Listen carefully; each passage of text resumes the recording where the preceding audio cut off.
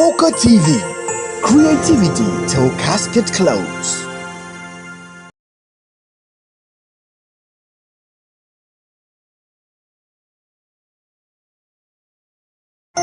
Foka TV, creativity till casket close.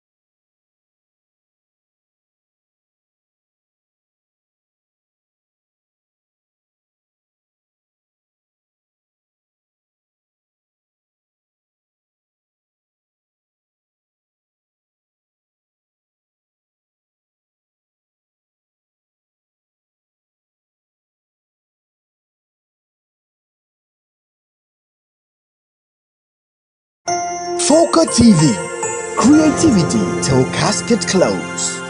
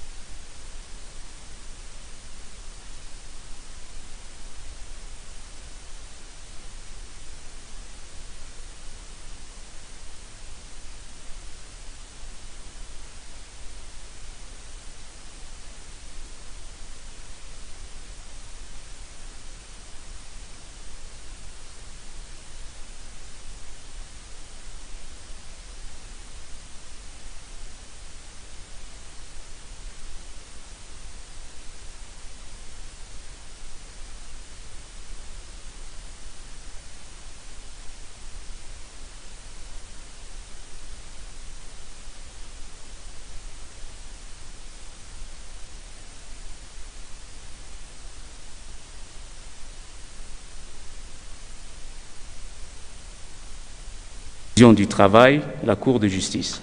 On doit l'admettre, ce sont des questions difficiles qui feront certainement l'objet de délibérations approfondies par nos leaders. Le deuxième champ d'action qui préoccupe notre commission concerne la stabilité politique et les crises sécuritaires, ainsi que les conflits sur le continent. Il y a eu régression, les progrès sont minimes. Les médiations et les bons offices tardent à donner les résultats escomptés. Le Conseil de paix et de sécurité est réactif. Le département de la Commission ayant la charge de ces questions fait œuvre utile et nos médiateurs s'activent. Cependant, et je le répète, nous n'avons pas beaucoup progressé. Sur les changements anticonstitutionnels du gouvernement, je salue le retour de la Guinée, Conakry et du Gabon au sein de l'Union africaine, après un processus de transition réussi avec l'accompagnement de la Commission. Malheureusement, Madagascar et la Guinée-Bissau ont connu cette année 2025 des changements inconstitutionnels de gouvernement. La Commission s'efforce d'accompagner ces deux pays dans leur processus de transition. L'autre question qui nous préoccupe beaucoup, c'est le terrorisme. Dans le Sahel et la Corne de l'Afrique, la menace terroriste ne recule pas. Excellences, Mesdames et Messieurs, le développement et l'intégration représentent un autre chantier, aussi vaste que les précédents. La ZLECAf et les agences spécialisées sont à l'avant-garde de nos actions multilatérales. Les progrès sont palpables. L'initiative du commerce guidé est là pour nous le rappeler. L'ODA-NEPAD, le CDC et l'AMA, et je ne pourrais les citer tous, des mécanismes actifs qui travaillent en harmonie avec les États membres. Plus que jamais, le continent a besoin de capitaliser sur ces instruments afin de booster la dynamique de développement et de l'intégration. Réfléchir à des sources de financement innovantes, associer le secteur privé africain. D'ailleurs, nous aurons un événement à ce sujet en marge de africain à nos programmes. Les associer pour qu'ils puissent contribuer au financement de ces programmes de développement. Associer la société civile. Associer également les fondations de philanthropie. Aucun acteur, si marginal soit-il, ne doit être ignoré. L'argent, comme on dit, est le nerf du développement et de la prospérité. Je crois que la mobilisation des ressources domestiques sur le continent, et d'ailleurs toutes les institutions financières africaines le disent, l'argent est sur le continent. Il faut pouvoir y accéder pour pouvoir financer nos programmes de développement. Excellences, Mesdames et Messieurs, l'agenda du sommet cité des sommets marathons. La clé de la réussite de nos réunions dépend énormément de notre capacité à nous concentrer sur les sujets stratégiques et sur les questions marquées par le sceau de la priorité absolue. Excellences, Mesdames et Messieurs, je conclurai donc mon intervention liminaire d'introduction à cette réunion du Conseil exécutif en remerciant sincèrement l'Angola, le président du Conseil exécutif et le ministre Tete, Antonio, qui a dirigé ce Conseil pendant 1 an, qui a fait œuvre utile, et je tiens, au nom de la Commission, à le remercier. Je souhaite à votre auguste Conseil un plein succès dans le cadre de vos délibérations. Je vous remercie.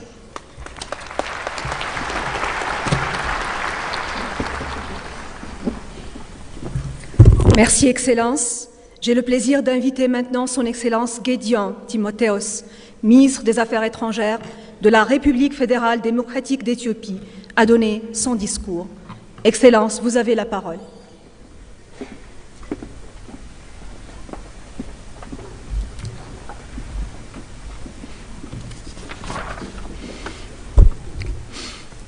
Your Excellency, Ambassador Tete Antonio, Minister of External Relations of the Republic of Angola and Chairperson of the Executive Council, Your Excellencies, distinguished ministers, Your Excellency Mahmoud Ali Yusuf, Chairperson of the African Union Commission, Your Excellency Salma Melika Hadid, Deputy Chairperson of the African Union Commission, Your Excellency Mr. Clever Gatete, Executive Secretary of the United Nations Economic Commission for Africa, distinguished delegates, ladies and gentlemen.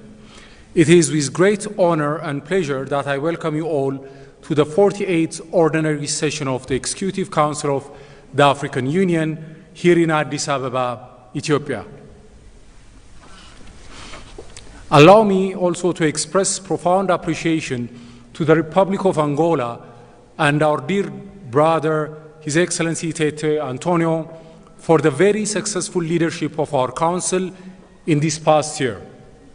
My gratitude also goes to the new team at the AU Commission, led by His Excellency Mohamed Ali Yusuf and his deputy, my dear sister, Her Excellency Salma Malika Hadid, for their commitment and dedication in the service of our continent.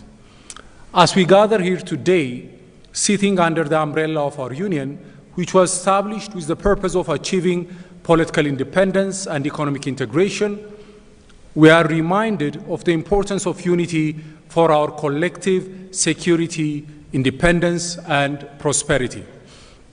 This past year, we have witnessed mixed developments in our continent. It is encouraging to note that we stood together to promote a common position with regard to UN Security Council reform, climate justice, and the reform of the global financial architecture. A common position on these matters was on display, in particular, in the first G20 held on African soil in South Africa, Pretoria. Several elections have also been held throughout our continent. The Republic of Guinea and the Republic of Gabon have also rejoined our union through the restoration of constitutional order. More and more countries are also relying on the AU Commission for electoral support and observation missions. These are some of the positive developments we need to consolidate and build upon.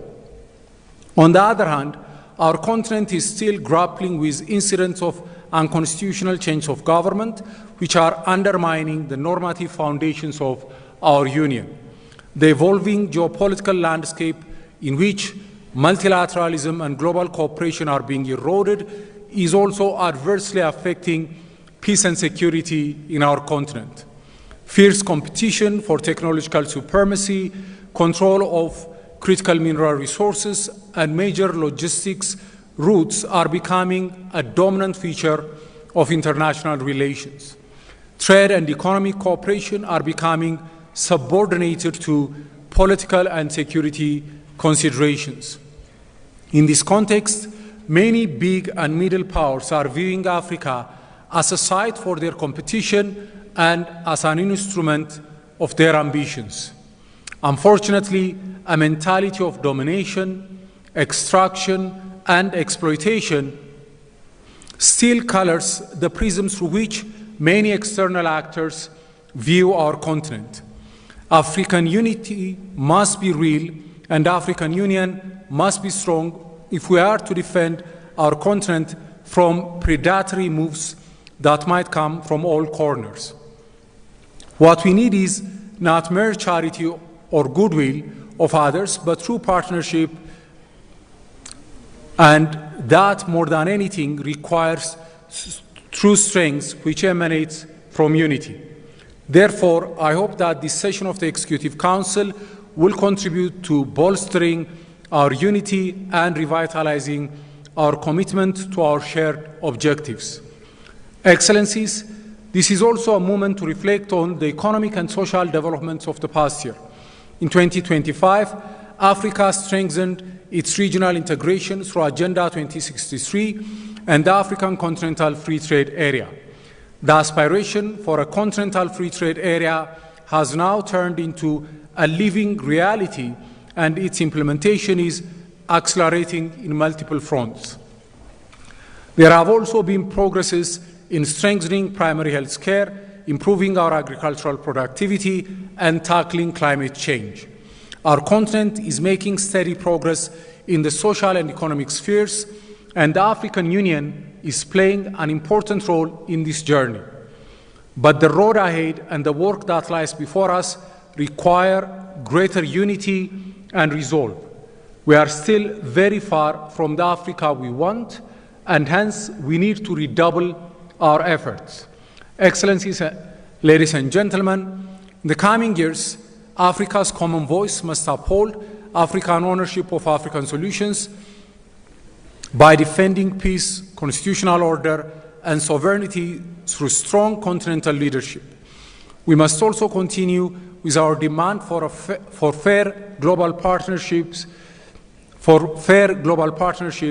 and financial reform, including debt relief and climate financing, grounded in equity and respect. No global platform can be considered credible or be effective without Africa having its rightful role in shaping and influencing international decisions. Finally, as Ethiopia prepares to host COP32, I want to take this opportunity to assure you that we view this as an opportunity for Africa to lead the global conversation on climate justice and sustainable development. As the theme of this year happens to be sustainable water availability and safe sanitation, it also offers us an opportunity to carefully consider how we can rejuvenate the ecology from which our water resources originate. Africa is blessed with majestic rivers like the Nile, Congo, Niger, and Zambezi, and great lakes like Victoria, Tanganyika, and Malawi. Our approach towards these resources should be guided by the principle of Ubuntu, taking into account the needs, situations, and aspirations of all concerned.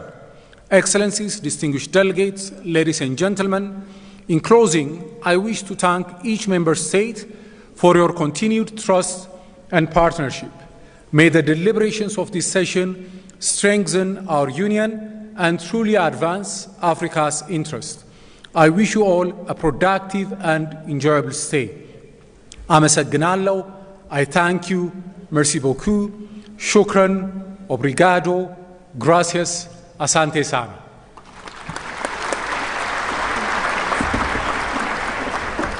Merci, Votre Excellence, et j'ai maintenant le plaisir d'inviter Son Excellence Claver Gatete, secrétaire général adjoint et secrétaire exécutif de la Commission économique des Nations Unies pour l'Afrique, à prononcer son discours.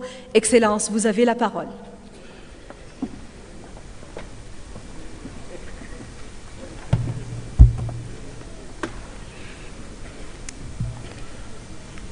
Your Excellency, Ambassador Tete Antonio, Minister of External Relations of the Republic of Angola and Chairperson of the Executive Council, Your Excellency Mohamed Ali Yusuf, Chairperson of the African Union Commission, Your Excellency Dr. Gideon Timotheos, Minister of Foreign Affairs of the Federal Democratic Republic of Ethiopia, Your Excellency Selma Malika Haddadi, Deputy Chairperson of the African Union Commission, Honorable Ministers, distinguished delegates, ladies and gentlemen. It is an honor to address the 48th Ordinary Session of the Executive Council. On behalf of the United Nations Economic Commission for Africa, I thank the government and people of Ethiopia, our gracious host, and commend the African Union Commission for convening us at this critical moment for our continent. Indeed, we meet at a time of profound economic transition. As we speak, global growth is slowing, trade tensions are intensifying, and supply chains are being reorganized. Furthermore, capital has become more expensive, and development assistance that was once a predictable pillar of support is declining. This is exacerbated by a worsening security situation and persistent climate change. We are witnessing a transition to a world economy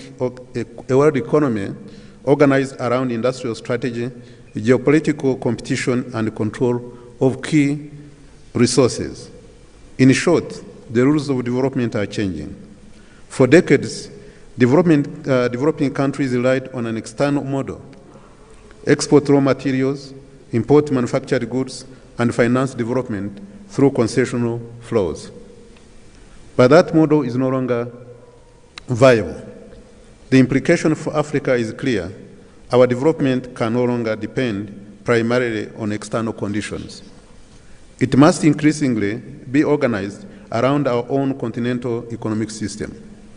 Across the continent, African governments are managing tighter fiscal space, higher borrowing costs, and limited credit ratings. It is not right that today only 3 African economies are investment rated, with 5 approaching investment grade status, while 19 countries have never been rated at all. This state of affairs significantly increases the risk premium African countries pay to finance development. But more than a fiscal challenge, it is also a structural one. When finance is expensive, infrastructure is delayed. And when infrastructure is delayed, production is constrained. And when production is constrained, industrialization stalls. Meanwhile, Africa possesses land, renewable energy potential, critical minerals, and a young labor force. But do we have the economic system that allows those assets to generate value? This is why the African Union's theme of the year, assuring sustainable water availability and safe sanitation systems to achieve the goals of the Agenda 2063, is so important. Indeed, water and sanitation are not merely social services, but economic infrastructure. When viewed through an economic lens, access to water becomes a measure of productivity readiness. However, across Africa, more than 300 million people still lack access to safe drinking water, and roughly 780 million lack adequate sanitation. Water-related diseases such as cholera, diarrhea, and typhoid continue to claim lives across the continent, causing approximately 115 preventable deaths every hour in African region, according to World Health Organization. The economic implication is significant. Poor water and sanitation reduce labor productivity, increase health expenditures, and discourage investment. Factories require reliable water supply, agro-processing requires irrigation, and cities require sanitation systems to function productively. In fact, investment decisions, including the location of industries and industrial parks, depend on reliable basic services, including access to water. But without reliable water systems, industrial zones cannot operate competitively, logistics hubs cannot expand efficiently, and urban economies cannot grow sustainably. At the Economic Commission for Africa, we view development as an integrated economic system. Infrastructure, finance, trade, and industrial policy function together. And water sits alongside transport, energy, and digital connectivity as a foundational input into economic production. When production inputs are unreliable, economies cannot manufacture competitively. And when economies cannot manufacture competitively, they remain exporters of raw materials rather than producers of value. Excellencies, distinguished ladies and gentlemen, in Africa, if Africa is to compete globally, we must move beyond exporting raw commodities. We must process our minerals, transform agriculture, and produce higher value goods. This is the logic of value addition and regional value chains. In this respect, Africa Continental Free Trade Area represents Africa's foremost development platform, enabling production at scale and competitive industries within our continental market. As global trade fragments, regional integration becomes vital. I'm confident that Africa will industrialize because our continental market allows production to be organized internally. But it will require a policy response, which must be deliberate, coordinated, and anchored in our economic priorities. Allow me, Excellencies, to outline 5 priority actions for our collective attention. First, Africa must mobilize and manage development finance more effectively. To this end, we should strengthen domestic resource mobilization, as mentioned by the chairperson, improve public financial management, and enhance credit credibility so that African countries can access capital markets on fairer terms and reduce the cost of infrastructure financing. It is not right that Africa's tax-to-GDP ratio remains at 16% compared to 34% in EU. Additionally, innovative instruments, including green bonds, blue bonds, and blended finance, should be used to fund productive infrastructure, including water systems that support economic activity. Second, we must invest in integrated, productive infrastructure. Water systems should be planned alongside transport corridors, ports, energy networks, and digital infrastructure so that they support industrial parks, logistics hubs, and productive cities rather than operate as an isolated sectoral projects. Third, we must accelerate value addition through regional value chains under the Africa Continental Free Trade Area. African resources must increasingly be processed within the continent in agro-processing, pharmaceutical, manufacturing, and green minerals. This will allow our trade to move from raw exports to industrial exports. Fourth, we must deepen continental market integration. This requires full implementation of the Africa Continental Free Trade Area, including the removal of tariff and non-tariff barriers and the harmonization of standards. With efficient customs systems in place, African farms will be able to expand production across borders and anchor sustainable industrialization. Fifth, Africa must harness technology and data as economic infrastructure. Digital platforms, artificial intelligence, and data systems can improve tax administration, logistics management, trade, infrastructure maintenance, and industrial productivity.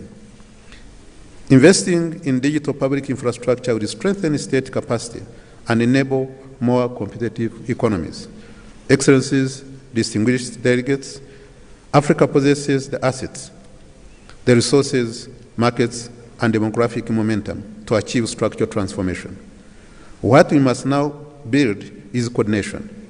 Finance that supports infrastructure, infrastructure that supports industry, and industry that supports trade.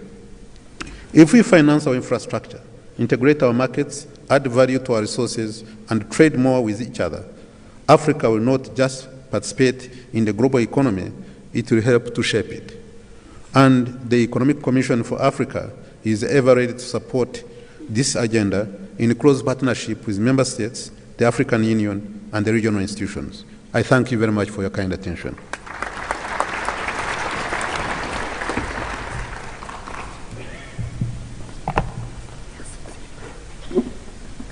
Merci, Votre Excellence. Et maintenant, c'est avec un immense plaisir que j'invite Son Excellence Tete Antonio, ministre des Relations extérieures de la République d'Angola et président du Conseil exécutif de l'Union africaine, à prononcer son allocution. Excellence, vous avez la parole.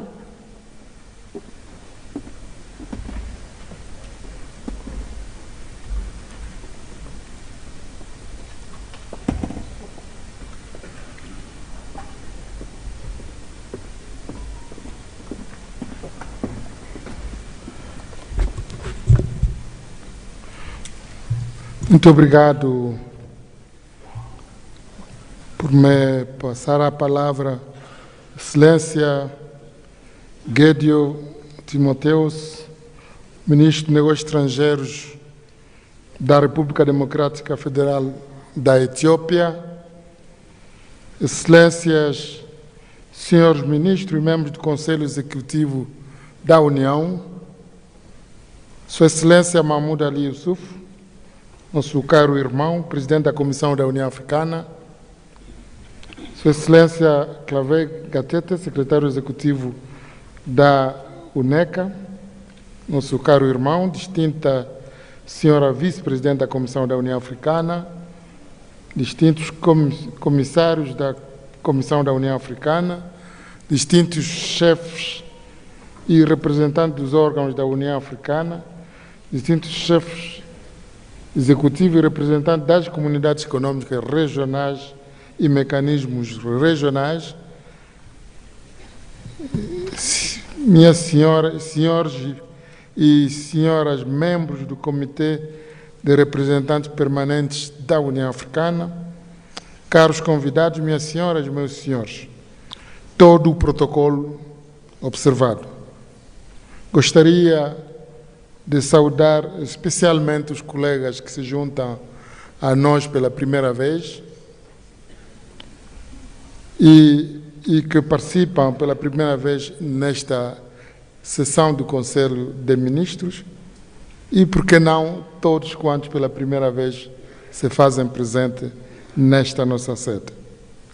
É com elevada honra e profundo sentimento de responsabilidade, de que reitero as boas-vindas a todos nesta sala de reuniões por ocasião da 48ª Sessão Ordinária do Conselho Executivo da União Africana. Saúdo todos os Estados-membros aqui representados, bem como os parceiros institucionais e convidados, agradecendo a vossa presença e o vosso contínuo compromisso com a nossa organização continental. Antes de prosseguirmos, permita-me, Excelências, expressar em nome do Conselho Executivo da União Africana e em meu nome pessoal as nossas mais sentidas condolências aos governos e aos povos do Reino de Marrocos e da República de Moçambique, bem como as famílias enlutadas na sequência das perdas de vidas humanas causadas pelas recentes e catastróficas inundações. Neste momento de profunda dor, reiteramos a nossa solidariedade fraterna e o nosso apoio, desejando força e coragem às populações afetadas. Que as almas das vítimas descansem em paz. Excelências, esta reunião estatutária reveste-se de um significado particular. É um momento crucial do nosso calendário institucional. A presente sessão marca igualmente o fim do mandato da República de Angola na presidência rotativa da União Africana. Trata-se, por isso, de uma ocasião de balanço, de responsabilidade partilhada e, sobretudo, de projeção do futuro da nossa União. Excelências, o Conselho Executivo ocupa um lugar estratégico na arquitetura institucional da União Africana. É neste órgão que se assegura a coerência das políticas continentais, se harmonizam as posições comuns e se preparam decisões estruturantes que orientam a ação da Conferência do Chefe de Estado e de Governo da União Africana. O seu papel é, por conseguinte, decisivo para a credibilidade e eficácia, bem como a relevância da União Africana no contexto africano e internacional. Essa constatação norteou a ação da presidência angolana à frente da nossa organização.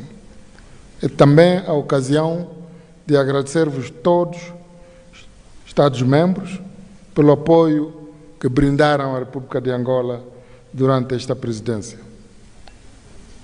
Profunda gratidão ao nosso irmão, presidente da Comissão, a vice-presidente, aos comissários, bem como todo o elenco da Comissão da União Africana, que sem tréguas apoiaram a presidência da República de Angola. Ao longo do seu exercício na presidência do Conselho Executivo, a República de Angola pautou a sua atuação por uma abordagem pragmática, inclusiva e orientada para os resultados. No plano das sessões ordinárias, presidimos a 47ª sessão do Conselho Executivo da União Africana, cujos objetivos foram alcançados com sucesso graças ao apoio e empenho de todos os Estados-membros da nossa União. Estamos agora na 48ª sessão com a determinação de concluir de forma responsável os dossiês pendentes e de lançar bases sólidas para as etapas subsequentes do nosso trabalho coletivo. No domínio das reformas estruturais da União Africana, registramos avanços significativos. Destacamos de forma particular a conclusão do processo de escolha da liderança da nossa organização, o início da implementação do processo do SACA, bem como os esforços empreendidos para a revitalização dos métodos de trabalho dos órgãos da União, com vista a torná-los mais eficientes, previsíveis e alinhados com as ambições da Agenda 2063, conhecida por a África que queremos. Minhas senhoras, meus senhores, no quadro do multilateralismo, Angola promoveu uma diplomacia ativa e construtiva, contribuindo para a realização de importantes encontros ministeriais que criaram condições políticas para a realização da TICAD 9, em Yokohama, no Japão, bem como a 7ª Cimeira União Africana, União Europeia, acolhida em Luanda, República de Angola. Estes momentos reforçaram a voz da África nos fóruns globais e consolidaram parcerias estratégicas baseadas no respeito mútuo e em interesses comuns. No domínio da paz e segurança, a República de Angola deu uma contribuição consistente e contínua a todos os níveis, nomeadamente técnico, diplomático e político, durante o seu mandato de 2 anos no Conselho de Paz e Segurança da União Africana. Este empenho traduziu-se, entre outros esforços, no apoio da designação de Sua Excelência Evariste Ndayishimiye, Presidente da República do Burundi, como facilitador para a região do Sahel, e de Sua Excelência Faure Gnassingbé, Presidente do Conselho de Ministros da República Togolesa, como mediador da União Africana no conflito que opõe a República Democrática do Congo e a República do Ruanda. Angola apoia igualmente todas as iniciativas destinadas à promoção da paz, da estabilidade e da reconciliação no continente africano, nomeadamente na República Centro-Africana, na Somália, no Sudão do Sul, entre outros conflitos, bem como a estabilização da Líbia. Estes esforços foram sempre desenvolvidos em estreita colaboração com os Estados-membros, a Comissão da União Africana e as comunidades econômicas regionais e mecanismos regionais, bem como os parceiros internacionais e bilaterais, numa lógica de complementaridade e solidariedade e responsabilidade partilhada. Gostaria de juntar aos meus agradecimentos ao nosso irmão Gatete e saudar a cumplicidade que sempre existiu entre a Comissão Econômica das Nações Unidas para a África e a Comissão da União Africana. Excelência, durante os 2 dias de trabalho desta 48ª sessão ordinária do Conselho Executivo, debruçará sobre um conjunto de pontos centrais.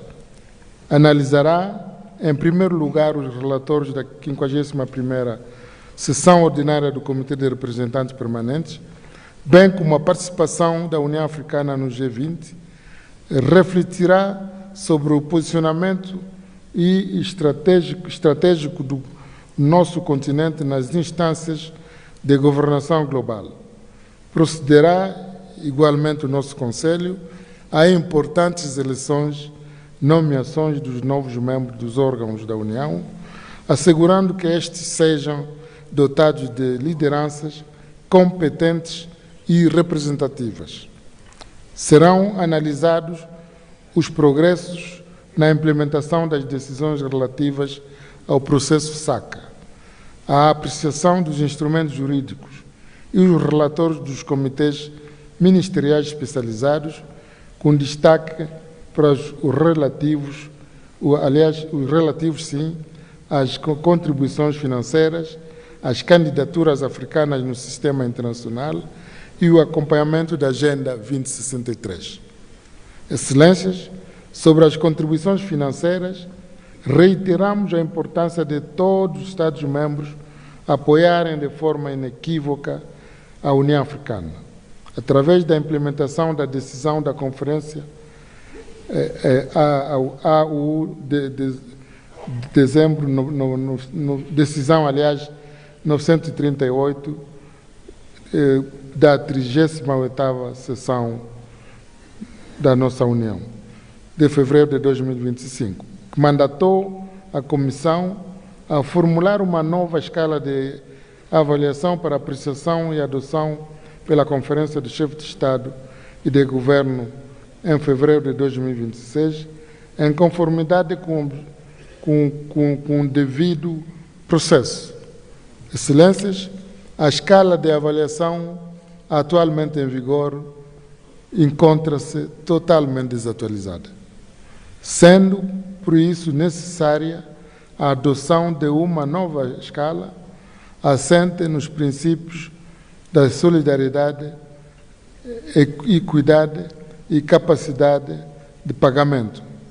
As opções propostas pelos técnicos do F15, em particular a opção 3 e 4, permitem uma distribuição mais equilibrada das contribuições, reforçam a resiliência financeira e apoiam o alcance das metas de Joanesburgo de autofinanciamento da nossa organização. Importa enfatizar que a decisão da República de Angola em permanecer no nível Tier 1 para o ciclo de 2027-2029 facilita o consenso, tornando assim necessária a harmonização das opções apresentadas. Excelências, reafirmamos assim o nosso firme compromisso com o fortalecimento institucional da organização, com uma União Africana mais sustentável, solidária e capaz de responder às prioridades do continente num espírito de responsabilidade partilhada e cooperação entre os Estados-membros. Por fim, prepararemos a agenda e as decisões da 39ª sessão ordinária da Conferência do Chefe de Estado e de Governo, que exigem a sua prévia apreciação e adoção pela sessão do Conselho Executivo. Excelências, minhas senhoras e meus senhores, é neste contexto que apelo o engajamento ativo, a colaboração construtiva e ao sentido de responsabilidade de todos os Estados-membros para que possamos assegurar um bom desempenho dos nossos trabalhos e o cumprimento das tarefas que nos estão confiadas. Apelo, igualmente, à flexibilidade, ao diálogo e à compreensão mútua, particularmente na abordagem dos dossiês mais sensíveis, cujas decisões terão impactos duradouros sobre o futuro do nosso continente. Que nos inspire em todos os momentos o espírito de panafricanismo e os princípios fundadores da União Africana, para que possamos adotar decisões frutíferas, concretas, realistas e à altura das aspirações das gerações presentes e futuras. O mundo não vai esperar por nós. Perante a rapidez da transformação que este mundo conhece hoje, apenas tendo em mente esses valores que poderemos defender cabalmente os nossos interesses coletivos. Com estas palavras, declaro oficialmente aberta a 40ª oitava sessão ordinária do Conselho Executivo da União Africana. Muito obrigado pela atenção.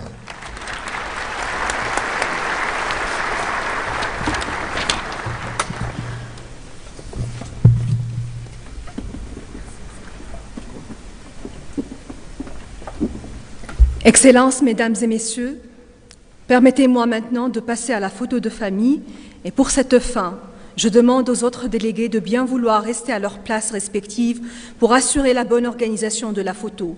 J'invite respectueusement à se diriger vers le lieu de la photo les honorables chefs des délégations des États membres, Son Excellence le Président de la Commission de l'Union africaine, Son Excellence la Vice-présidente de la Commission de l'Union africaine, Son Excellence le Secrétaire général adjoint et Secrétaire exécutif de la Commission économique des Nations unies pour l'Afrique, les honorables commissaires de l'Union africaine, Son Excellence le chef de cabinet du Président de la Commission, les honorables chefs des organes et des agences spécialisées de l'Union africaine, les honorables chefs des communautés économiques régionales, Son Excellence le Président de la Banque africaine de développement, Son Excellence le Président de l'Afreximbank, Madame la Secrétaire de la Commission et Madame la Conseillère juridique.